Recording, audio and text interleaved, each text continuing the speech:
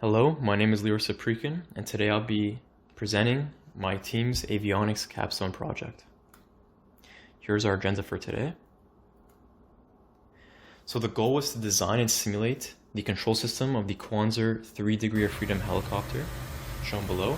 The helicopter is fixed about its elevation, travel, and pitch axis.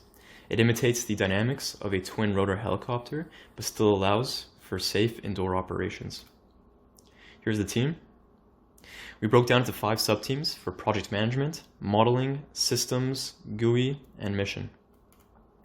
This Gantt chart describes our process over the semester, following a strict systems engineering design process and meeting all the requirements and milestones. Now we'll talk about the design procedure.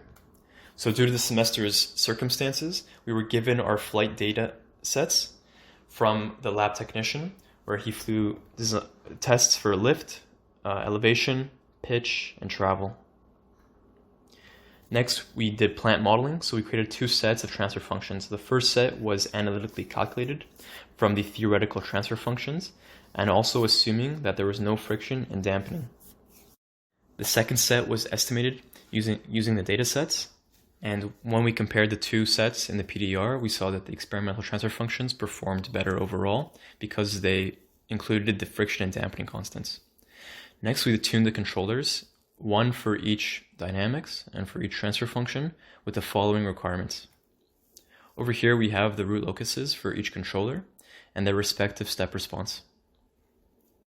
Next, we created a trajectory subsystem, which would input into the simulation. So we created a subsystem which integrates the liftoff, the first travel maneuver, second travel maneuver, third travel maneuver, and the final landing. The system would be integrated into the system model with the controllers and plants, where the trajectory subsystem would be the input, and a GUI was designed so that the user could manipulate the controller gains and also see the response. So the system model was created using Simulink, where the upper subsystem controls the elevation, the lower subsystem controls travel, and we also created a motor voltage subsystem.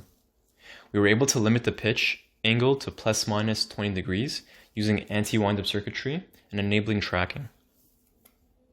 Finally, we created a graphical user interface that allows a user to work with the simulation by manipulating the PID gains and also seeing the respective response. We also have the option to show the helicopter simulation in 3D space. So the final mission profile had the following requirements: to take off from negative 10 degrees to plus 30 degrees and hold steady level flight until the final landing. The first travel maneuver was 120 degrees clockwise, the second was 100 degrees counterclockwise, and the third was 20 degrees counterclockwise. The final landing had to have less than 1% overshoot. Here we have the elevation response. As you can see, we have an overall great response and a hold steady level flight during the travel maneuvers with slight disturbances caused by the pitch alteration. We also saw the position and velocity error and saw that the results were expected.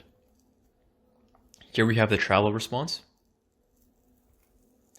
And also we have the position and velocity error. Over here we see the first 2 maneuvers do have a large position error. This was due to a very demanding input signal, plus a slower travel was expected due to the limited pitch angle.